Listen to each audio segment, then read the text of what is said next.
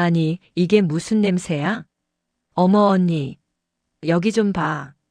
누가 입구부터 재수없게 흙투성이 신발을 던져놨어? 경기도 고양시 화정동 명지병원 장례식장 2호실 입구. 찢어질 듯 날카로운 하이톤의 목소리가 엄숙해야 할 빈소의 정적을 깼다. 소리의 주인공은 박미희였다. 그녀는 머리부터 발끝까지 명품 로고가 박힌 옷을 휘감고 있었고 손에는 외제차 차키가 달랑거리고 있었다. 그녀의 뒤로는 마치 시녀들처럼 따라붙은 김소정과 이영자가 호들갑을 떨며 코를 막는 신용을 했다.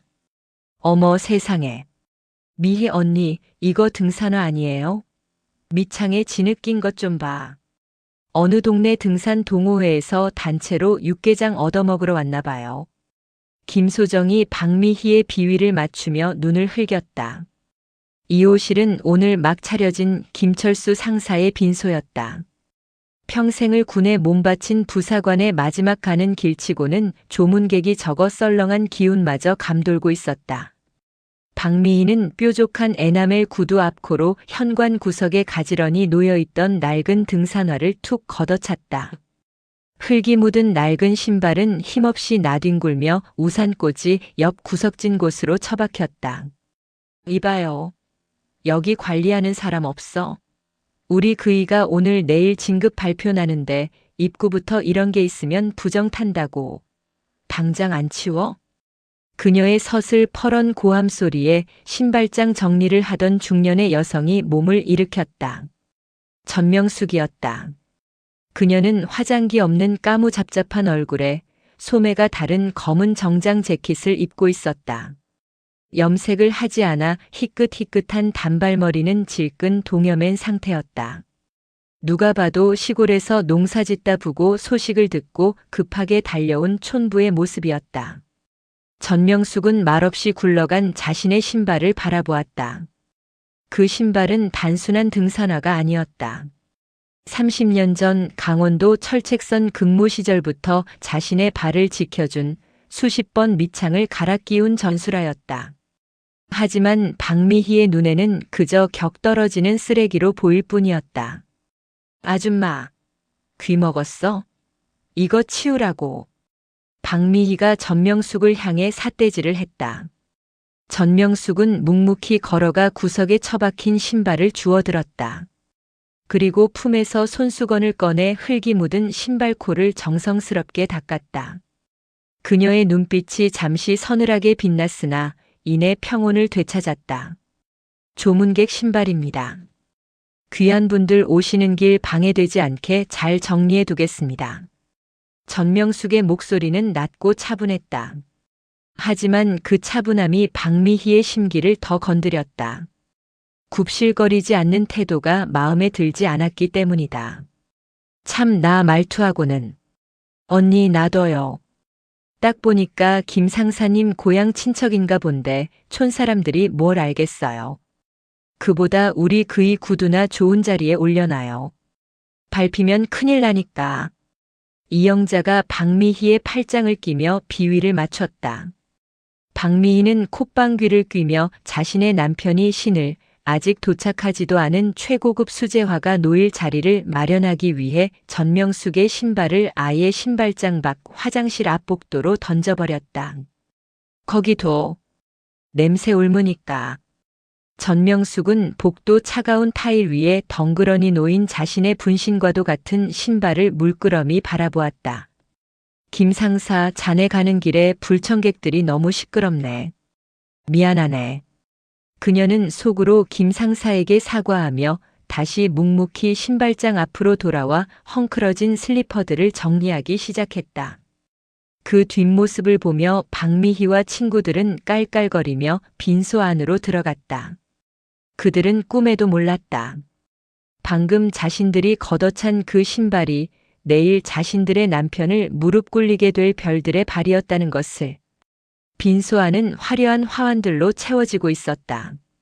박미희는 장례식장 직원들을 지휘하며 마치 자신이 상주인 양 행세했다. 아저씨, 그 국회의원 김갑수 화환은 저기 제일 잘 보이는 입구 정면으로 빼세요. 그리고 저기 제1군단 연대장 대령 강준호라고 적힌 거, 저건 영정 사진 바로 옆. 제일 상석에 둬요. 우리 남편 거라고요. 그녀의 남편 강준호 대령은 이번 군단장 이 취임식에 맞춰 장군 진급을 노리고 있는 야심가였다.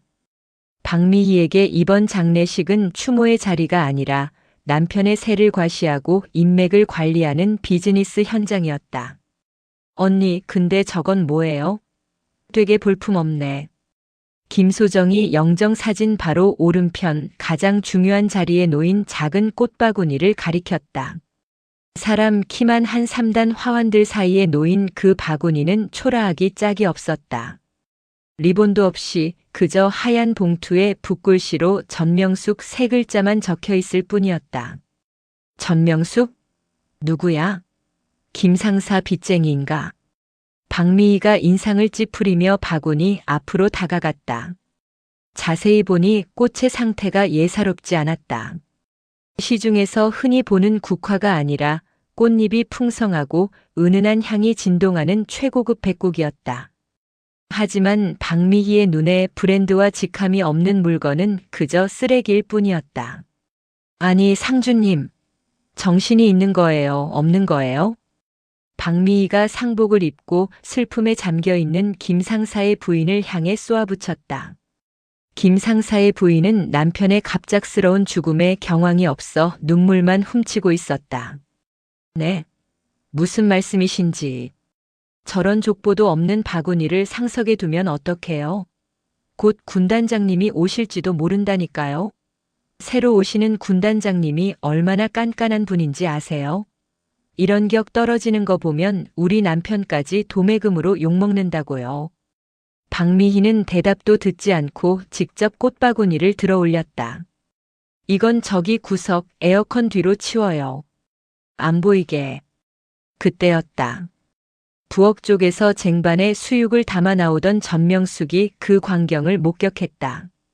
그녀가 들고 있던 쟁반이 미세하게 떨렸다. 그 꽃바구니는 그녀가 오늘 새벽 양재동 꽃시장을 직접 돌아다니며 김상사가 생전에 좋아했던 가장 깨끗한 국화만을 골라 직접 꽂은 것이었다. 그대로 두시죠. 전명숙이 낮은 목소리로 말했다. 박미희가 획 돌아보았다. 뭐야? 아까 그 신발장 아줌마잖아. 아줌마가 뭔데 이래라 저래라야? 설마 이거 아줌마가 보낸 거야? 박미희가 비웃음을 흘리며 전명숙의 위아래를 훑어보았다. 네, 제가 올린 겁니다. 고인이 생전에 좋아하시던 꽃입니다. 어머, 웃겨.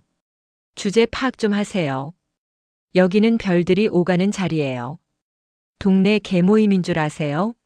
정 두고 싶으면 저기 화장실 앞에 두시던가. 박미희는 쿵소리가 나도록 바구니를 바닥에 내려놓았다. 꽃잎 몇 장이 힘없이 떨어져 나갔다. 이영자가 옆에서 거들었다. 아줌마, 눈치 좀 챙겨요. 미희 언니 남편분이 이번에 장군 되실 분이에요. 이 바구니 때문에 분위기 망쳐서 진급 누락되면 아줌마가 책임질 거예요. 전명숙은 바닥에 떨어진 꽃잎을 주웠다. 그녀의 손등에 힘줄이 불끈 솟았다가 사라졌다. 그녀는 묵묵히 바구니를 들어 올려 다시 영정사진 옆으로 가져가는 대신 자신의 가슴께로 안았다. 그래요. 높은 분들 오시는데 방해가 되면 안 되죠. 제가 가지고 있겠습니다. 전명숙은 꽃바구니를 소중히 안고 구석진 자리에 의자로 물러났다. 마치 쫓겨난 듯한 모양새였지만 그녀의 등은 꼿꼿했다.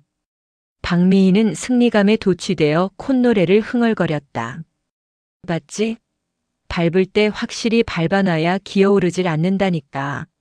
어우, 속 시원해. 영정사진 속 김상사가 씁쓸하게 웃고 있는 듯 했다. 전명숙은 꽃바구니를 무릎에 놓고 속삭였다. 김상사 미안해. 자네가 모시던 상관이 못나서 자네 꽃 하나도 제대로 못 지키네. 하지만 조금만 기다리게. 진짜 별이 뭔지 내가 똑똑히 보여줄 테니까. 저녁 식사 시간이 되자 조문객들이 하나둘 식당으로 모여들었다. 대부분은 김 상사의 전우였던 늙은 예비역 부사관들이거나 인근 부대에서 일과를 마치고 온 하사 중사들이었다. 주방은 분주했다. 일손이 부족해 전명숙은 상복 대신 앞치마를 두르고 국자를 잡았다. 그녀가 뜨거운 육개장을 퍼나르는 동안 박미희와 친구들은 가장 안쪽 칸막이가 쳐진 특실 테이블을 차지하고 앉아 있었다. 어머, 여기 고기가 왜 이렇게 질겨? 국물도 식었고. 김소정이 숟가락을 탁 내려놓으며 투덜거렸다. 야, 도우미. 여기 육개장 다시 가져와. 고기 건더기 많이 넣어서. 그리고 저기 겉절이 말고 묵은지 좀 꺼내봐. 없으면 사와서라도 내놔야지. 박미희가 지나가는 전명숙을 불러 세웠다. 전명숙은 묵묵히 그녀들의 빈 그릇을 치우고 새 국을 퍼왔다. 고기를 듬뿍 담아서. 하지만 박미희는 고맙다는 말은커녕 전명숙의 앞치마를 손가락으로 툭툭 쳤다. 아줌마, 일 똑바로 해요. 지금 저쪽 테이블 봐요. 저 늙은 노인네들한테 고기를 왜 저렇게 많이 줘? 식자재 관리 안 해? 그녀가 가리킨 곳에는 김 상사의 군대 동기들인 70대 노인들이 식사를 하고 있었다. 이빨이 부실한 그들을 위해 전명숙이 일부러 고기를 푹 삶아 넉넉히 얹어준 것이었다. 멀리서 오신 손님들입니다. 대접이 소홀하면 안 되지요. 참나. 아줌마, 여기가 무슨 자선사업소야? 이 장례 비용 누가 대는지 알아? 다 우리 남편 부대 운영비에서 지원 나오는 거야. 세금이라고 세금. 저런 뒷방. 늙은이들한테 퍼줄 돈 있으면 곧 오실 연대장님이나 대대장님들 안주나 더 준비해. 박미희의 목소리가 식당 안에 쩌렁쩌렁 울렸다. 밥을 먹던 노인들이 숟가락을 멈추고 눈치를 보았다. 그 모습에 전명숙의 인내심이 바닥을 드러내기 시작했다. 손님 차별하는 거 아닙니다. 그리고 이 음식값, 나라 돈 아닙니다. 전명숙이 또박또박 말했다. 박미희가 기가 막힌다는 듯 코웃음을 쳤다. 뭐? 그럼 누가 내는데? 상주가 돈이 있어, 뭐가 있어? 뻔하지. 아줌마가 낼 거야? 네. 제가 냅니다. 푸하하. 박미희와 김소정, 이영자가 동시에 웃음을 터뜨렸다. 언니 들었어? 이 아줌마가 돈을 낸대. 꼴에 자존심은 있어가지고. 아줌마, 여기 소고기 한 근이 얼만 줄은 알아요? 파출부 일당으로 감당이나 되겠어? 박미희는 지갑에서 5만 원짜리 지폐 한 장을 꺼내 전명숙의 앞치마 주머니에 억지로 찔러 넣었다. 자, 옛다. 팁이야. 주제넘게 나서지 말고 이 돈으로 가서 사이다나 사와. 속 터지니까. 전명숙은 주머니에 꽂힌 돈을 꺼내 테이블 위에 조용히 올려놓았다. 그리고 박미희의 눈을 똑바로 쳐다보았다. 그 눈빛이 너무나 깊고 고요해서 박미희는 순간적으로 등골이 오싹해짐을 느꼈다. 돈은 필요 없습니다. 그리고 곧 그 사이다 원 없이 드시게 될 겁니다. 목이 메어 넘어가지 않을 만큼. 전명숙은 뒤돌아 주방으로 들어갔다. 박미희는 찜찜한 기분을 떨치려는 듯 괜히 더 큰 소리로 떠들었다. 뭐야? 저 아줌마 눈빛 봤어? 어우, 재수 없어. 야, 영자야. 남편한테 전화해봐. 군단장님 언제 오시냐고. 내가 아주 오늘 저 아줌마 군단장님 앞에서 망신을 톡톡히 줄 테니까. 주방 안 전명숙은 끓고 있는 육개장 솥을 저으며 휴대전화를 꺼냈다. 액정에 뜬 날짜를 확인했다. 디데이 하루. 내일이면 발인이다. 그리고 내일이면 이 오만한 연극도 막을 내릴 것이다. 그녀는 전화번호부를 열어 비서실장이라고 저장된 번호를 눌렀다 끊었다. 준비는 끝났다. 식당 밖에서는 여전히 박미희의 웃음소리가 들려왔다. 마치 자신들에게 닥쳐올 내일의 비극을 축복이라도 하듯이. 새벽 2시. 장례식장의 밤은 낮보다 무거웠다. 조문객들의 발길이 뜸해지고 복도 자판기 돌아가는 소리만이 웅웅거리며 정적을 채웠다. 전명숙은 잠시 뻐근한 허리를 펴기 위해 특실 VIP룸로 들어갔다. 이 장례식장에서 가장 비싼 특실은 상주와 유가족이 쉴 수 있도록 마련된 공간이었다. 비용은 이미 전명숙이 군단장 법인카드가 아닌 자신의 사비로 전액 결제해둔 상태였다. 그녀는 가죽 소파 구석에 몸을 뉘었다. 깜빡 잠이 들려는 찰나 벌컥 문이 열리며 불이 켜졌다. 어머, 깜짝이야. 뭐야? 이 아줌마 여기서 자고 있었어? 박미희였다. 술 기운이 오른 붉은 얼굴로 들어온 그녀 뒤에는 김소정과 이영자가 하품을 하며 따라 들어왔다. 전명숙은 부스스 몸을 일으켰다. 잠시 눈 좀 붙였습니다. 아니, 지금 제정신이에요? 여기가 어디라고 감히 들어와서 자요? 여긴 귀빈용 대기실이라고요. 도우미 휴게실은 지하 주차장 옆에 따로 있잖아. 박미희가 핸드백으로 소파를 탁탁 치며 먼지를 털어내는 신용을 했다. 마치 전명숙에게서 옮은 병균이라도 털어내려는 듯한 몸짓이었다.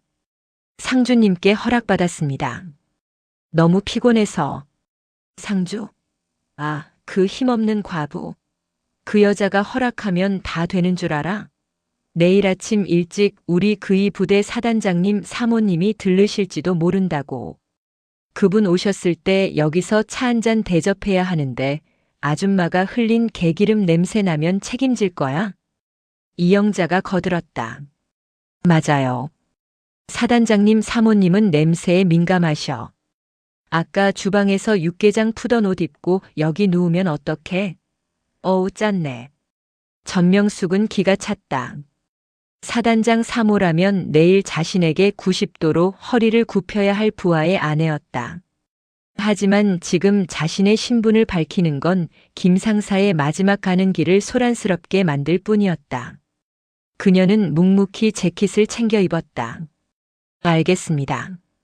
나가드리지요. 그런데 하나만 묻겠습니다. 또 뭐요? 이 방 누가 결제했는지 아십니까? 하, 참나. 누가 했긴 누가 해. 우리 남편 부대에서 지원 나왔겠지. 아줌마 세상 물정 모르면 가만히 있어요. 군대라는 조직이 그렇게 쫀쫀한 곳이 아니야. 대령님 체면 봐서 특실 내준 거라고. 박미희의 당당한 착각에 전명숙은 헛웃음이 나올 뻔했다. 그녀는 고개를 가로저으며 문을 나섰다. 등 뒤로 박미희의 비아냥거리는 목소리가 문틈을 타고 흘러나왔다. 별꼴이야 진짜. 아, 소정아.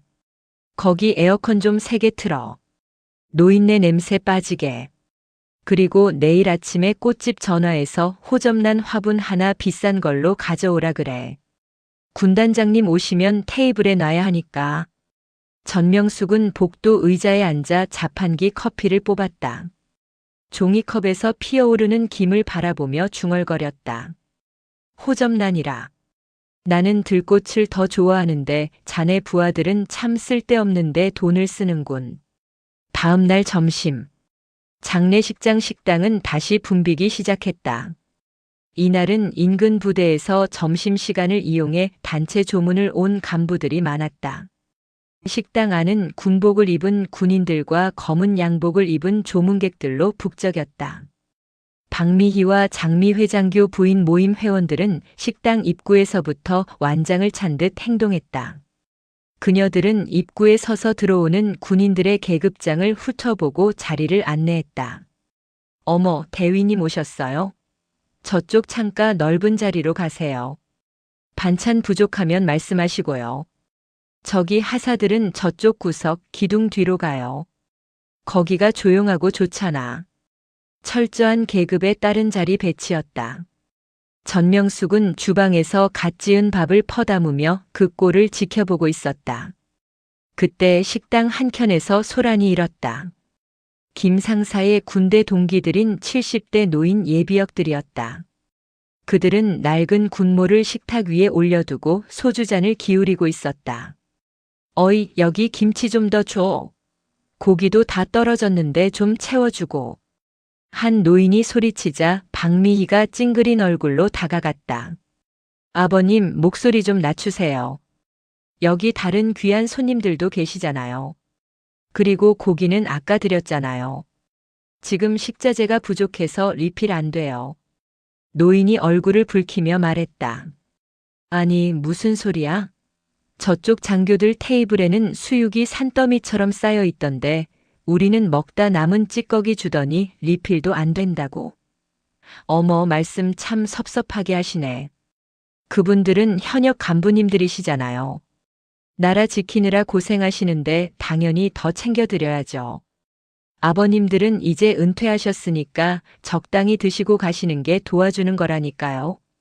그 말은 선을 넘었다. 평생을 국가에 헌신하고 전역한 노병들에게 해서는 안 될 모욕이었다. 노인이 벌떡 일어나려다 지팡이를 놓쳐 요란한 소리가 났다. 식당 안에 시선이 집중되었다. 박미희는 팔짱을 끼고 한심하다는 듯 혀를 찼다. 거봐, 술 드시고 행패 부리실 줄 알았어. 소정아, 여기 청원경찰 부를까? 그 순간 쟁반 하나가 박미희의 테이블 위에 쾅 하고 내려앉았다. 전명숙이었다. 그녀의 쟁반 위에는 주방에 남아있던 수육 3접시가 고봉처럼 담겨 있었다. 비키시오. 전명숙의 목소리는 낮았지만 식당의 소음을 뚫고 들어올 만큼 묵직했다. 그녀는 박미희를 어깨로 밀치고 노인들의 테이블로 향했다. 선배님들 죄송합니다. 주방에서 고기를 새로 삶느라 좀 늦었습니다. 마음껏 드십시오. 부족하면 제가 밖에서 사서라도 채워놓겠습니다. 전명숙이 정중하게 고개 숙여 접시를 내려놓자 화를 내던 노인의 표정이 누그러졌다. 아니, 일하는 아주머니가 마음씨가 곱네. 상주 친척인가? 네, 김 상사님께 은혜 입은 사람입니다. 박미희가 씩씩거리며 따라왔다. 얼굴이 불그락푸르락했다. 감히 식당 아줌마 따위가 장교 부인인 자신의 권위에 도전하고 공개적으로 망신을 줬다는 사실을 참을 수 없었다. 아줌마, 지금 뭐 하는 거야? 내가 아까 고기 아끼라고 했지? 저 고기가 얼마짜린 줄 알아? 아줌마 월급에서 깔 거야. 당장 저 접시 다시 회수해. 박미희가 전명숙의 팔을 거칠게 잡아챘다. 전명숙은 천천히 고개를 돌려 박미희의 손을 바라보았다. 이 손 놓으시오. 군인 가족이라는 사람이 평생 나라 지킨 선배님들 밥그릇 뺏는 거 부끄럽지도 않습니까? 뭐? 선배? 야, 저 노인네들이 무슨 선배야? 그냥 늙은 부사관들이지. 우리 남편은 대령이야, 대령. 육사 출신 엘리트라고. 어디서 급이 다른 걸 갖다 대? 식당 안이 찬물을 끼얹은 듯 조용해졌다. 밥을 먹던 장교들과 부사관들도 숟가락을 멈췄다. 박미희의 발언은 현장에 있던 모든 부사관 출신 군인들의 영린을 건드린 것이었다. 하지만 박미희만 그 분위기를 감지하지 못했다. 전명숙이 박미희의 손을 뿌리쳤다. 그 힘이 어찌나 강한지 박미희가 뒤로 휘청거렸다. 계급장? 그래, 대단한 대령 사모님 납셨군. 근데 그거 아나? 자네 남편 그 대령 계급장, 여기 계신 이분들이 피땀 흘려 지킨 땅 위에서 단 거야. 부끄러운 줄 알아야지. 에이, 이 미친 여편네가. 박미희가 손을 들어 전명숙의 뺨을 올려붙이려는 순간이었다. 그만하십시오. 식당 입구에서 굵은 목소리가 터져나왔다. 식사를 하러 들어오던 인근 부대 주임원사였다. 그는 머리가 희끗한 베테랑이었고 강준호 대령 부대에서도 영향력이 상당한 인물이었다. 사모님 말씀이 너무 지나치십니다. 여기는 고인을 추모하는 자리입니다. 어머, 주임원사님. 지금 제 편 안 들고 저 아줌마 편 드는 거예요? 제가 누군지 잊으셨어요? 주임원사는 난감한 표정을 지으면서도 단호하게 말했다. 사모님, 채통 지키십시오. 보는 눈이 많습니다. 박미희는 주위를 둘러보았다. 수군거리는 소리, 경멸 어린 시선들이 느껴졌다. 하지만 그녀는 그걸 자신의 위세에 눌린 것이라 착각했다. 그녀는 분을 사귀지 못한 채 전명숙을 노려보며 쏘아붙였다. 좋아, 두고 봐. 내일 발인 끝나면 아줌마부터 자를 줄 알아. 어디 감히. 그녀는 씩씩거리며 식당을 나갔다. 전명숙은 흐트러진 앞치마를 고쳐 메고 노인들에게 다시 한번 고개를 숙였다. 식사 맛있게 하십시오. 그녀가 돌아서는데 주임원사가 묘한 눈빛으로 전명숙의 뒷모습을 응시했다. 어디선가 많이 본 듯한 범접할 수 없는 기운. 특히 부끄러운 줄 알아야지라고 호통칠 때의 그 톤은 사단장이나 군단장급 지휘관에게서나 느낄 수 있는 위압감이었다. 설마. 아니겠지. 주임원사는 고개를 갸웃거리며 자리에 앉았다. 3일차 새벽. 발인 날이 밝았다. 하늘은 잔뜩 찌푸려 있었고 굵은 빗방울이 한두 방울씩 떨어지기 시작했다. 장례식장 로비는 긴장감으로 팽팽했다. 박미희는 새벽부터 미용실에 다녀와 풀 메이크업을 한 상태였다. 남편 강준호 대령에게서 전화가 빗발치고 있었다. 여보, 준비 다 됐어? 군단장님 출발하셨다는 첩보가 있어. 의전 실수하면 내 목 날아가는 거 알지? 아유, 걱정 마세요. 내가 다 해놨다니까? 입구부터 화환 정리 싹 했고 특실도 향수 뿌려서 세팅 끝냈어. 그리고 물 흐리는 잡상인 같은 아줌마 하나도 내가 구석으로 치워놨으니까 당신은 그냥 충성만 하면 돼. 박미희는 통화를 마치고 거울을 보며 미소 지었다. 오늘만 잘 넘기면 남편은 장군이 되고 자신은 장군 사모님이 되어 관사 내 최고의 권력자가 될 것이다. 그때였다.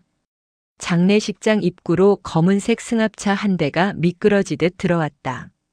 박미희의 눈이 번쩍 뜨였다. 어머, 저 차 봐. 번호판이 육군 본부 쪽인데? 드디어 오셨나 봐.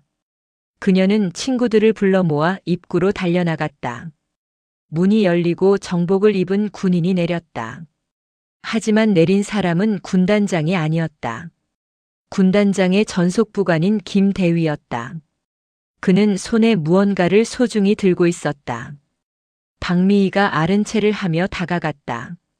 어머, 부관님, 고생 많으시네요. 군단장님은요? 김대위는 박미희를 보고 가볍게 목례만 한 뒤 주위를 두리번거렸다.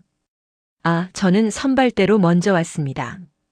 그런데 혹시 전명숙님 어디 계십니까? 박미희의 표정이 일그러졌다. 또 그 이름이다. 전명숙이요? 아, 그 식당 아줌마. 아니, 부관님이 그 여자를 왜 찾아요? 설마 그 아줌마가 군단장님 아는 사람이에요? 뭐 옛날에 집에서 식모라도 했나? 김대위의 눈썹이 꿈틀했다. 그는 박미희의 무례한 언사에 기가 막혔지만 임무가 급했기에 무시하고 다시 물었다. 어디 계신지만 알려주십시오. 긴급히 전달할 물건이 있습니다. 저기 식당 구석에 처박혀 있겠죠, 뭐. 아님 화장실 청소하고 있거나. 근데 부관님, 이건 뭐예요? 군단장님이 보내신 거예요? 박미희가 김대위의 손에 들린 쇼핑백을 훔쳐보려 했다. 고급스러운 문양이 찍힌 가방이었다. 보안 사항입니다. 김대위는 차갑게 대꾸하고 식당 쪽으로 성큼성큼 걸어갔다. 박미희는 그 뒷모습을 보며 입을 삐죽거렸다. 뭐야, 되게 뻣뻣하네. 전명숙 저 여자 진짜 정체가 뭐야? 아, 알겠다. 군단장님 댁에서 일했던 파출부가 맞나 보네. 그러니까 부관이 심부름이나 왔지. 어머, 그럼 나중에 저 아줌마한테 군단장님 식성이나 물어볼까? 박미희는 혼자만의 소설을 쓰며 긍정 회로를 돌렸다. 그녀는 모든 상황을 자신의 유리한 쪽으로만 해석하고 있었다. 그것이 파멸로 가는 지름길인 줄도 모르고. 식당 구석. 전명숙은 김대위가 건넨 쇼핑백을 받았다. 안에는 깨끗하게 다림질된 정복 중장 계급장이 달린과 정모 그리고 광이 번쩍이는 단화가 들어있었다. 군단장님, 1시간 뒤에 참모장님과 예하 사단장님들 전원 도착하십니다. 준비되셨습니까? 김대위가 주변 눈치를 살피며 작은 목소리로 보고했다. 전명숙은 쇼핑백을 어루만지며 고개를 끄덕였다. 그녀의 눈빛은 더 이상 낡은 등산화를 닦던 촌부의 눈이 아니었다. 수만 명의 병력을 지휘하는 야전 사령관의 눈빛이었다. 그래. 알았다. 미안하지만 자네가 나가서 차 대기시켜. 옷은 차에서 갈아입겠다. 여기서 갈아입으면 저 사람들이 기절할지도 모르니까. 전명숙이 쓴웃음을 지으며 식당 밖 박미희가 서 있는 쪽을 흘끗 바라보았다. 그리고 김대위. 네, 군단장님. 내 군화 트렁크에 실려 있지? 네, 전투화 말씀이십니까? 준비해뒀습니다. 좋아. 오늘은 구두 말고 전투화를 신어야겠어. 밟아줘야 할 것들이 좀 있거든. 아주 확실하게. 비가 추적추적 내리는 장례식장 주차장.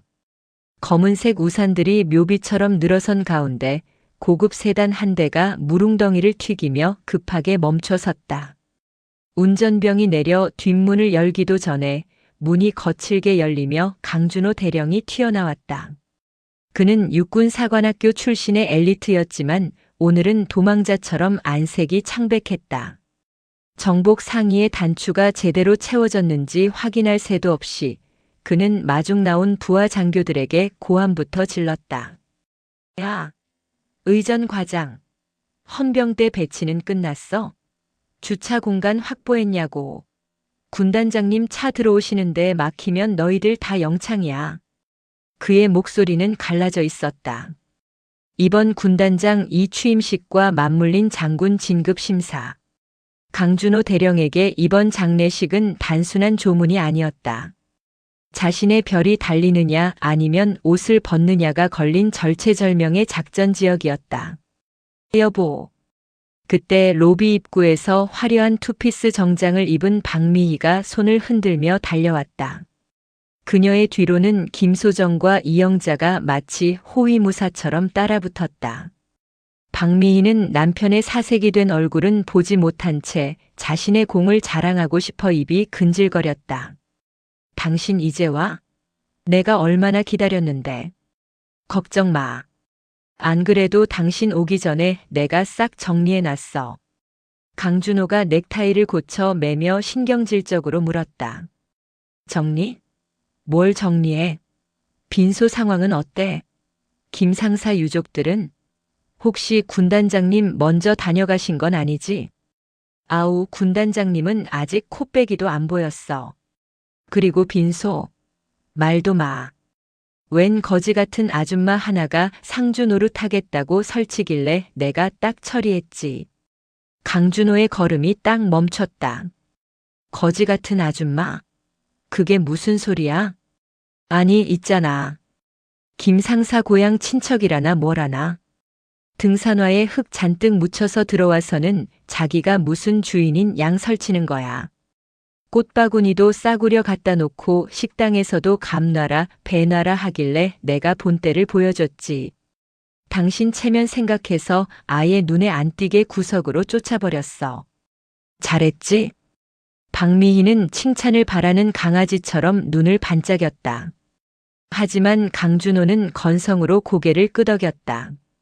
그의 머릿속은 온통 군단장 의전 생각뿐이라 아내가 쫓아냈다는 아줌마 따위는 안중에도 없었다.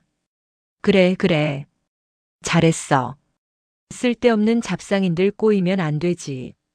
근데 미희야, 너 확실히 들었어? 군단장님 오시는 거 맞아? 정보 장교 말로는 오늘 일정 취소하고 바로 여기로 오신다던데. 아유, 온다니까. 아까 전속부관이 먼저 다녀갔어. 무슨 쇼핑백 같은 거 들고 식당 쪽으로 가던데. 아마 그 아줌마한테 심부름 시키러 갔나 봐. 군단장님 댁에서 일하던 파출부인가 보지 뭐. 파출부? 부관이 파출부를 왜 만나? 강준호가 고개를 갸웃거렸다. 하지만 더 생각할 겨를이 없었다. 주차장 입구에서 무전기 소리가 요란하게 울렸다. 현재 위치 정문 통과. 1호차, 2호차 진입 중. 전 병력 부동 자세. 강준호의 눈이 뒤집혔다. 왔어. 왔다고.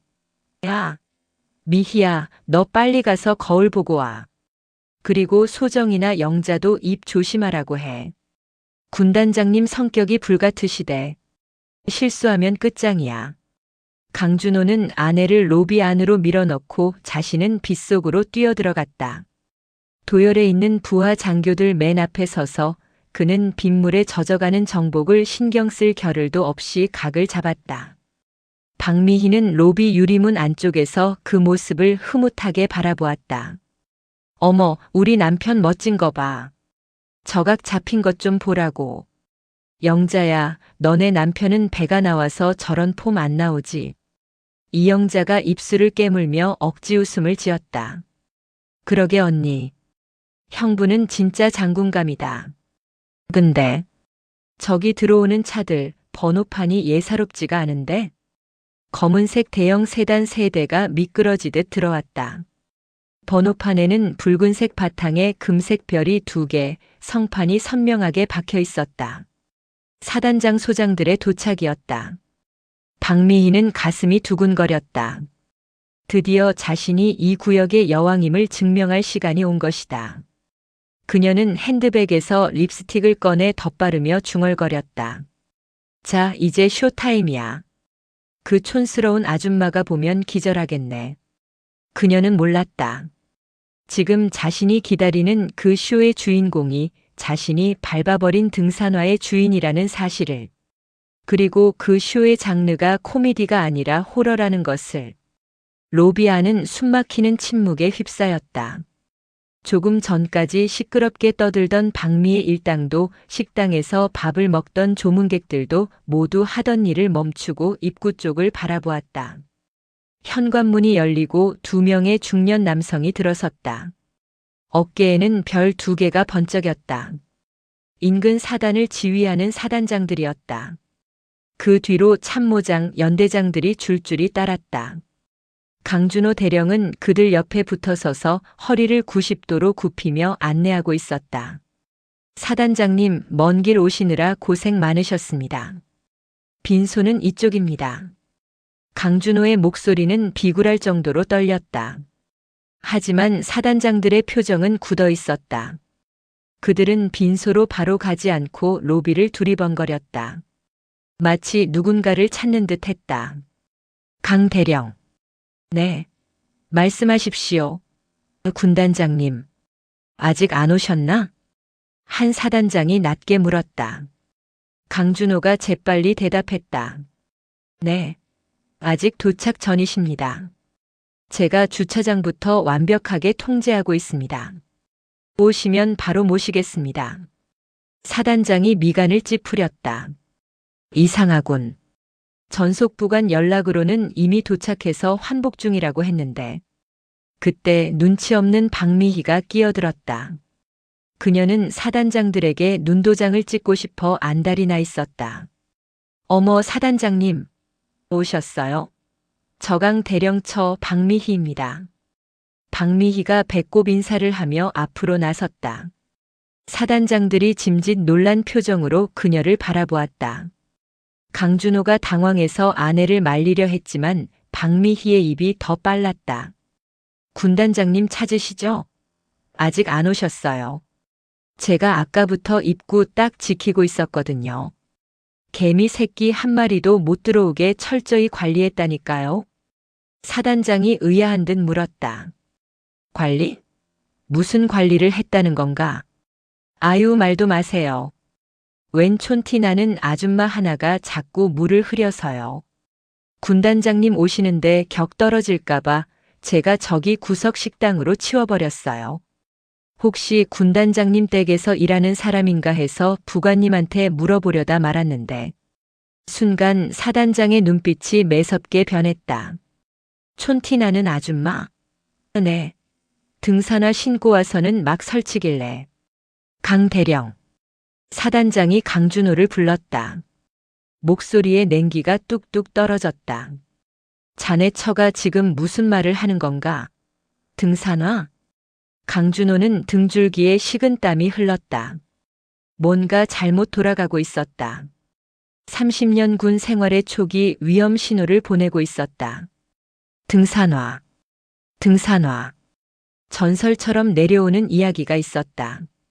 새로 부임한 여성 군단장이 현장 지도를 나갈 때면 항상 낡은 전투화나 등산화를 신는다는 소문. 설마. 강준호의 얼굴이 백지장처럼 하얗게 질려갔다. 그때 정적을 깨고 식당 쪽 문이 열렸다. 또각, 또각. 단화 소리가 아니었다. 묵직한 워커 소리였다. 모두의 시선이 그곳으로 쏠렸다.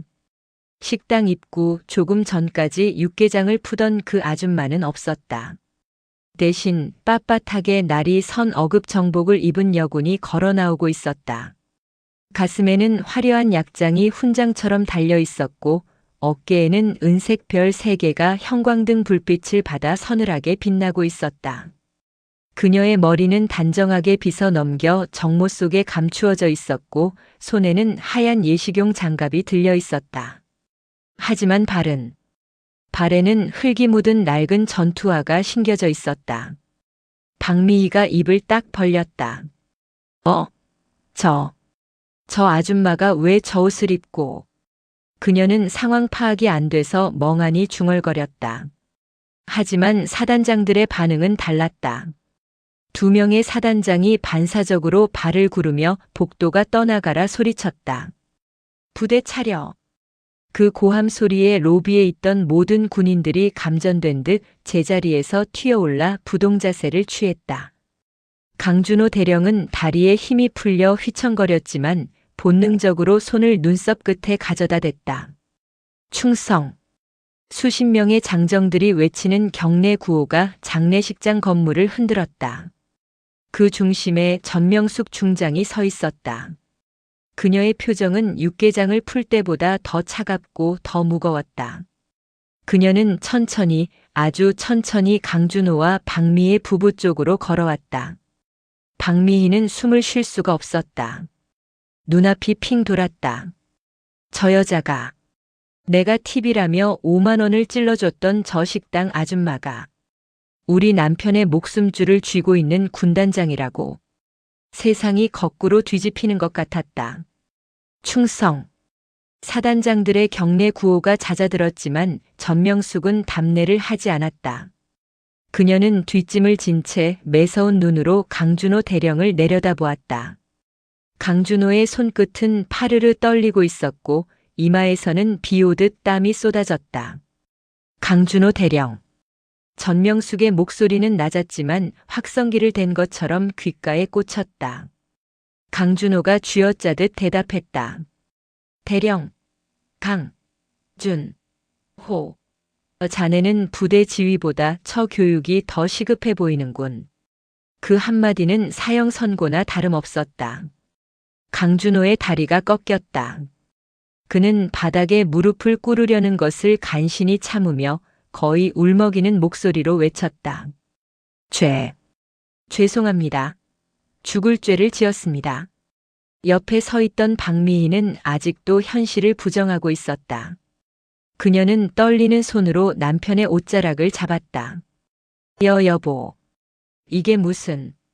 저 아줌마가 왜. 입 닥쳐. 강준호가 처음으로 아내에게 고함을 질렀다. 그의 눈은 핏발이 서 있었다. 너 지금 누구한테 손가락질이야. 당장 무릎 안 꿇어. 강준호는 아내의 어깨를 억지로 눌러 바닥에 주저앉혔다. 박미희는 얼떨결에 차가운 대리석 바닥에 무릎을 꿇었다. 그녀의 명품 스타킹이 찢어졌지만 신경 쓸 겨를이 없었다. 전명숙은 천천히 박미희 앞으로 다가갔다. 그리고 자신의 발을 내밀었다. 흙이 묻은 낡은 전투화였다. 1장과 7장에서 박미희가 더럽다며 걷어찼던 그 신발이었다. 이봐요, 대령 부인. 전명숙이 허리를 숙여 박미희와 눈을 맞췄다. 박미희는 전명숙의 눈을 똑바로 바라볼 수 없었다. 그 눈빛에 담긴 기백에 눌려 숨조차 쉬기 힘들었다. 내 신발이 아직도 그렇게 더러워 보입니까? 아, 아. 박미희의 입술이 파랗게 질려 딱딱 부딪혔다. 이 흙은 내 부하들이 훈련하다 묻힌 흙이고 이 상처는 내가 전장에서 구르다 생긴 훈장입니다. 자네가 신은 그 반짝이는 구두보다 나는 이 흙 묻은 전투화가 1000배는 더 아름답다고 생각하는데 자네 생각은 어떤가? 자, 잘못했습니다. 몰라 뵙고 제가 미쳤나 봅니다. 박미희는 결국 바닥에 엎드려 오열했다. 공포와 수치심이 뒤섞인 눈물이 마스카라를 번지게 하며 얼굴을 뒤덮었다. 전명숙은 시선을 돌려 구석에서 벌벌 떨고 있는 김소정과 이영자를 바라보았다. 그녀들과 눈이 마주치자 두 여자는 비명을 지르며 서로의 뒤로 숨으려 했다. 그리고 거기 둘. 힉. 자, 잘못했습니다. 자네들이 식당에서 그랬지? 밥값은 나라 세금이라고. 내 부하들 밥그릇 뺏으면서 거드름 피웠지? 전명숙이 품에서 봉투 하나를 꺼냈다. 박미희가 팁이라며 찔러줬던 5만원짜리 지폐가 든 봉투였다. 그녀는 그 봉투를 강준호 대령의 가슴팍에 툭 던졌다. 이 돈으로 사이다 사오라고 했던가? 사이다는 필요 없네. 대신 자네들이 먹은 밥값, 그리고 이 장례식장에 온 조문객들 식대 전액. 오늘 강 대령 자네가 결제하게. 세금 말고 자네 사비로. 강준호는 봉투를 가슴에 품고 바닥에 머리를 박았다. 네, 알겠습니다. 명심하겠습니다. 제가 다 책임지겠습니다. 전명숙은 다시 몸을 일으켰다. 그녀는 엎드려 있는 박미희와 강준호를 뒤로 하고 영정 사진이 있는 빈소를 향해 걸어갔다. 뚜벅, 뚜벅. 그녀의 발걸음이 향한 곳은 상주석이 아니었다. 그녀는 영정 사진 바로 옆 구석에 처박혀 있던 리본 없는 꽃바구니 앞으로 갔다. 박미희가 격 떨어진다며 치워버렸던 그 꽃바구니였다. 전명숙은 장갑 낀 손으로 꽃바구니를 들어 올렸다. 그리고 가장 잘 보이는 상석 강준호 대령이 올려두었던 화환을 발로 걷어차 옆으로 밀어버리고 그 자리에 자신의 바구니를 올려놓았다. 김 상사. 이제야 자리가 좀 잡힌 것 같군. 그녀는 영정 사진을 향해 거수 경례를 올렸다. 충성. 그녀의 경례에 맞춰 뒤에 도열해 있던 수십 명의 장군들과 참모들이 일제히 경례를 붙였다. 장례식장이 떠나갈 듯한 구호 소리가 김 상사의 마지막 길을 배웅했다. 그 장엄한 광경 뒤편에서 박미희는 자신이 무슨 짓을 저질렀는지 뼈저리게 후회하며 바닥을 기고 있었다. 하지만 이미 엎질러진 물이었고 떠나버린 버스였다. 그녀의 남편 어깨에 달려있던 대령 계급장이 오늘따라 유난히 위태로워 보였다. 장례식장을 뒤흔들던 충성. 구호가 잦아들자 빈소에는 무거운 침묵과 흐느낌만이 남았다. 전명숙 중장은 굳어있는 강준호 대령과 바닥에 주저앉은 박미희를 더 이상 거들떠보지 않았다. 그녀에게 그들은 이미 군인도 군 가족도 아닌 그저 정리가 필요한 오물에 불과했다. 그녀는 천천히 몸을 돌려 구석 테이블에서 얼어붙어 있는 노인들에게 다가갔다. 어제 식당에서 박미희에게 거지 같은 노인네들이라며 모욕을 당했던 김 상사의 군대 동기들이었다. 어이고 장군님. 지팡이를 짚은 노인이 황급히 일어나려 하자 전명숙은 재빨리 다가가 노인의 거친 손을 두 손으로 감싸주었다. 그리고 정복 바지가 구겨지는 것도 아랑곳하지 않고 그들 앞에 한쪽 무릎을 꿇고 눈높이를 맞췄다. 앉아 계십시오, 선배님. 후배가 늦게 찾아뵙고 인사 올립니다. 아니, 우리는 그냥 늙은 부사관 나부랭이들인데. 별 셋이나 다신 분이 이러시면. 아닙니다. 선배님들이 계셨기에 제가 있고 이 나라가 있습니다. 어제 제 부하놈의 처가 저지른 결례, 제가 대신 사죄드립니다. 부디 노여움을 푸십시오. 전명숙이 깊이 고개를 숙이자 평생을 군대에서 을로 살아왔던 노병들의 눈에서 굵은 눈물방울이 뚝뚝 떨어졌다. 그 모습을 지켜보던 주변의 젊은 장교들과 조문객들의 코끝도 찡해졌다. 진정한 권위는 목소리를 높일 때가 아니라 고개를 숙일 때 나온다는 것을 전명숙은 몸소 보여주고 있었다. 이어 전명숙은 상주인 김상사의 부인에게 다가갔다. 부인은 너무 놀라 말도 잇지 못하고 있었다. 사모님, 김상사님 가시는 길 제가 끝까지 배웅하겠습니다. 이제 걱정 내려놓으십시오. 고맙습니다. 정말 고맙습니다, 장군님. 상주와 부둥켜 안고 우는 전명숙의 모습은 설이 빨갛던 군단장이 아닌 따뜻한 언니이자 전우의 모습이었다.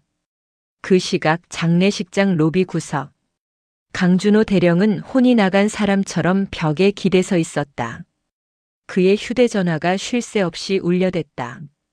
발신자는 육군본부 인사사령부였다. 여보, 전화 좀 받아봐. 어떡해. 박미희가 찢어진 스타킹 차림으로 남편의 바지가랑이를 잡고 애원했다. 하지만 강준호는 멍한 눈으로 아내를 내려다보며 생전 처음 들어보는 차가운 목소리로 중얼거렸다. 끝났어. 뭐? 뭐가 끝나? 가서 빌면 되잖아. 당신이 가서 좀 빌어봐. 당신이 내 별을 땄어. 아니, 내 목을 쳤어. 강준호는 아내를 뿌리치고 비틀거리는 걸음으로 밖으로 나갔다. 빗줄기는 멈췄지만 그의 인생에는 영원히 그치지 않을 폭풍우가 몰아치고 있었다. 박미희는 그 자리에 털썩 주저앉아 자신이 무시했던 조문객들의 싸늘한 시선을 온몸으로 받아내야 했다.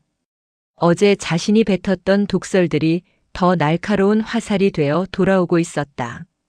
일주일 후 군단 사령부 대회의실. 징계위원회가 열렸다. 분위기는 무거웠다. 강준호 대령은 피고인석에 고개를 숙인 채 앉아 있었다. 죄목은 품위 유지 위반뿐만이 아니었다. 전명숙 중장의 지시로 시작된 감찰 결과 박미희가 주도했던 부인 회장미회의 비리가 고구마 줄기처럼 엮여나왔다. 감찰관이 서류를 읽어내려갔다. 피고인의 배우자 박미희는 관사 내 부사관 배우자들에게 정기적인 상납을 강요하고 부대 복지 예산으로 구매한 식자재를 사적으로 유용했습니다. 특히 지난 장례식장에서 조문객 식대로 사용된 비용을 부대 운영비로 처리하려 했던 정황이 포착되었습니다. 강준호 대령은 이를 인지하고도 묵인 방조한 혐의가 인정됩니다. 할 말 있나? 위원장의 질문에 강준호는 입술을 깨물었다. 장군 진급은커녕 불명의 전역을 걱정해야 할 처지였다. 그는 떨리는 목소리로 대답했다. 없습니다. 모든 처벌을 달게 받겠습니다. 다만 제 아내가 군단장님께 올린 꽃바구니를 치운 것만은 죽을 때까지 후회하며 살게 해주십시오. 그는 마지막 자존심조차 지키지 못하고 눈물을 흘렸다. 결과는 중징계였다. 보직 해임과 동시에 정직 3개월. 사실상 군 생활의 사형 선고였다. 같은 시각 관사 아파트. 박미희는 이삿짐을 싸고 있었다. 강준호의 보직이 해임되면서 관사를 비워줘야 했다. 딩동. 초인종이 울렸다. 박미희는 혹시 남편이 돌아왔나 싶어 뛰어나갔다. 하지만 문 앞에 서 있는 건 평소 자신을 따르던 김소정과 이영자였다. 어머, 너희들 왔니? 나 좀 도와줄래? 짐이 너무 많아서. 박미희가 반색하며 손을 내밀었지만 김소정은 차갑게 그 손을 외면했다. 언니, 우리 이거 돌려주러 왔어. 김소정이 내민 건 박미희가 선물했던 짝퉁 핸드백이었다. 그리고 우리 남편들이 언니랑 엮이지 말래. 언니 때문에 우리 남편들까지 진급 심사에서 불이익 받게 생겼어. 다신 연락하지 마. 야, 너희들 어떻게 나한테 이럴 수 있어? 내가 너희들한테 해준 게 얼만데. 해준 거? 우리를 하녀 부리듯 했잖아. 장례식장에서도 우리만 나쁜 년 만들고 혼자 빠져나가려 했으면서. 꼴 좋다. 잘 가. 쾅. 현관문이 닫혔다. 박미희는 텅 빈 거실에 홀로 남겨졌다. 그녀가 그토록 목을 매달았던 사모님이라는 호칭도 권력도 인맥도 신기루처럼 사라졌다. 거울 속에 비친 자신의 모습은 화려한 명품을 걸친 허수아비에 불과했다. 그녀는 그제야 깨달았다. 자신이 닦았던 건 별이 아니라 똥이었다는 것을. 계절이 바뀌어 가을이 깊어졌다. 대전 국립현충원 사병묘역. 전명숙 중장은 홀로 묘비 앞에 섰다. 상사 김철수의 묘. 그녀의 복장은 다시 수수한 등산복 차림이었다. 발에는 여전히 흙 묻은 낡은 전투화가 신겨져 있었다. 그녀는 묘비 앞에 소주 한 잔을 따르고 자신이 직접 말린 곶감 하나를 안주로 놓았다. 김 상사 잘 지내나? 곶감 좋아했지? 올해 감이 아주 잘 여물었어. 가을바람이 묘비 주변의 낙엽을 쓸고 지나갔다. 마치 김 상사가 대답하는 듯 했다. 그 친구들. 옷 벗고 나갔네. 자네 맘 아프게 한 대 갖추고는 싸지. 그래도 내 마음은 편치 않네. 군복 입은 놈들이 명예를 먹고 살아야지 허영을 먹고 살아서야 쓰나. 전명숙은 묘비를 손수건으로 닦았다. 장례식장에서 박미희가 더럽다며 걷어찼던 그 신발로 그녀는 이 나라의 가장 험한 산과 들을 누볐다. 그리고 그 걸음들이 모여 지금의 별을 만들었다. 김 상사. 사람들은 내 어깨에 별이 있다고 부러워하지만 진짜 별은 여기 있어. 전명숙은 자신의 가슴 심장이 뛰는 왼쪽 가슴을 툭툭 쳤다. 자네가 가르쳐 줬잖아. 군인의 별은 어깨가 아니라 가슴 속에 묻은 전우들의 이름이라고. 나는 그 별들이 녹슬지 않게 매일 닦으며 살 거야. 내 군 생활이 끝나는 그날까지. 그녀는 자리에서 일어나 거수 경례를 올렸다. 눈부신 가을 햇살이 그녀의 낡은 전투화 위로 쏟아졌다. 번쩍이는 에나멜 구두보다 더 빛나는 훈장 같은 흙먼지가 금가루처럼 반짝였다. 전명숙은 뒤를 돌아 산을 내려갔다. 그녀의 뒷모습은 거대하지도 화려하지도 않았다. 그저 묵묵히 자신의 길을 걸어가는 참된 어른의 등이었다. 저 멀리서 젊은 병사들이 훈련을 받으며 지나가고 있었다. 전명숙은 그들을 보며 환하게 웃었다. 별은 하늘에만 있는 것이 아니었다. 이 땅을 지키며 땀 흘리는 모든 이들의 이마 위에 그리고 정직하게 살아가는 사람들의 가슴 속에 별은 언제나 뜨고 있었다. 사건 1년 후 부대 인근 허름한 순대 국밥집. 박미희는 남편의 강제 예편 후 위자료도 제대로 받지 못한 채 이혼을 당했다. 평생 손에 물 한 방울 안 묻히고 살던 그녀가 생계를 위해 택한 곳은 자신이 그토록 혐오하던 시장 국밥집의 서빙 알바였다. 점심시간 국밥집이 북적인다. 박미희는 땀을 뻘뻘 흘리며 뚝배기를 나르고 있다. 화장이 지워진 그녀의 얼굴은 기미가 가득하고 명품을 휘감던 손목에는 파스만 덕지덕지 붙어 있다. 아줌마, 여기 깍두기 좀 더 줘요. 물도 안 주고 뭐해? 손님들의 고함에 박미희가 허리를 굽신거린다. 네. 금방 갑니다. 그때 가게 문이 열리고 군복을 입은 부사관 부인들 무리가 들어온다. 과거 박미희가 하녀 취급하며 김장대 배추를 나르게 시켰던 그 중사 상사 부인들이다. 박미희는 황급히 고개를 숙여 얼굴을 가리려 한다. 하지만 국밥을 내려놓다가 손이 미끄러져 국물을 쏟고 만다. 아 뜨거. 조심 좀 하지. 손님이 소리치자 부사관 부인 중 한 명이 박미희의 얼굴을 알아본다. 어머, 혹시 연대장님 사모님 아니세요? 정적이 흐른다. 박미희의 얼굴이 홍당무처럼 빨개진다. 그녀는 도망치고 싶었지만 사장의 불호령이 무서워 발이 떨어지지 않는다. 아, 아니에요. 사람 잘못 보셨어요. 하지만 부인들은 확신한다. 과거 박미희에게 온갖 갑질을 당했던 김 상사의 아내가 박미희의 앞치마 주머니에 꼬깃꼬깃한 1,000원짜리 지폐 한 장을 찔러 넣어준다. 많이 힘드신가 봐요. 옛날엔 팁으로 5만 원씩 뿌리시더니 이거 받고 힘내서 깍두기 좀 많이 가져다 주세요. 꾹꾹 눌러 담아서요. 박미희는 자신이 과거 전명숙 중장에게 했던 짓을 그대로 돌려받으며 화장실에 숨어 소리 죽여 통곡한다. 그녀의 눈물 섞인 국밥은 아무도 동정하지 않았다. 장례식이 끝나고 계절이 바뀌었다. 찬바람이 옷깃을 여미게 하는 늦가을. 대전 국립현충원 사병묘역. 평일 오후라 인적이 드문 그곳에 한 중년 여성이 홀로 걸어 올라오고 있었다. 화려한 정복도 수행원도 없었다. 색이 바랜 낡은 등산 점퍼 차림에 배낭 하나를 둘러맨 수수한 차림이었다. 하지만 그녀의 발에는 여전히 흙 묻은 낡은 전투화가 신겨져 있었다. 그녀는 육군 상사 김철수의 묘라고 적힌 비석 앞에 멈춰 섰다. 전명숙 중장이었다. 그녀는 주위를 한번 둘러보더니 흙바닥에 신문지 한 장을 깔고 털썩 주저앉았다. 형님, 저 왔습니다. 그녀는 배낭에서 주섬주섬 물건을 꺼냈다. 김 상사가 생전에 좋아했던 곶감 그리고 소주 한 병이었다. 거기 자리는 좀 편안하십니까? 여기는 가을 거지가 다 끝나서 좀 휑하네요. 전명숙은 묘비 앞에 곶감을 가지런히 놓고 종이컵에 소주를 가득 따랐다.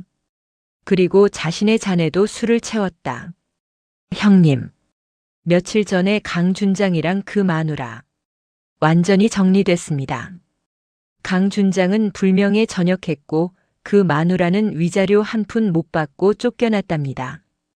형님 가시는 길에 먹칠한 대가치고는 싸지만 그래도 이제 제 속이 좀 시원하네요. 그녀는 소주를 한 모금 들이켰다. 쓴술이 목을 타고 넘어가자 꾹꾹 눌러왔던 그리움이 터져나왔다. 근데 형님, 속은 시원한데 마음 한구석이 자꾸 시립니다. 전명숙은 손을 뻗어 차가운 비석을 쓰다듬었다. 마치 김 상사의 거친 손등을 만지는 듯 했다. 사람들은 제 어깨에 별이 3개나 달렸다고 성공했다고 합디다. 다들 저한테 굽신거리고 어려워해요. 근데 정작 제가 힘들 때 명수가 밥은 먹었냐 하고 물어봐주는 사람은 이제 세상에 없네요. 바람이 불어와 낙엽이 비석 위로 굴러갔다. 전명숙은 비석에 묻은 먼지를 자신의 소매로 정성스레 닦아냈다. 장례식장에서 그 여자가 제 전투화를 보고 더럽다고 했었지요. 맞습니다. 이 신발 흙투성이고 냄새납니다. 하지만 저는 이 신발을 벗을 생각이 없습니다. 그녀는 자신의 낡은 전투화를 내려다보며 씁쓸하게 웃었다. 형님이 그러셨잖아요. 군인의 발이 깨끗하면 나라가 더러워지고 군인의 발이 더러워야 나라가 깨끗해진다고. 저 그 말씀 하나 붙들고 여기까지 왔습니다. 앞으로도 그럴 겁니다. 제 발에 흙이 묻어 있는 한 적어도 내 부하들이 부끄러운 짓은 안 하고 살게 만들 겁니다. 전명숙은 자리에서 일어나 거수 경례를 올렸다. 격식을 갖춘 딱딱한 경례가 아니라 존경하는 스승에게 보내는 부드럽고 깊은 눈빛의 경례였다. 푹 쉬십시오. 나중에 저도 옷 벗고 나면 그때는 곶감 말고 막걸리 한 말 받아서 오겠습니다. 그때까지 저 좀 지켜봐 주십시오. 그녀는 한참 동안 묘비를 바라보다가 천천히 뒤를 돌았다. 저 멀리 훈련을 받는 젊은 병사들의 함성 소리가 바람을 타고 들려왔다. 전명숙은 배낭을 고쳐 메고 산을 내려갔다. 석양빛을 받아 길게 늘어진 그녀의 그림자가 묘비 위를 따뜻하게 덮어주고 있었다. 그녀의 등 뒤로 하늘에는 가장 먼저 뜬 별 하나가 묵묵히 그녀의 길을 비추고 있었다. 어깨 위의 별보다 가슴 속의 별이 더 빛나는 여자. 전명숙의 전쟁은 아직 끝나지 않았다.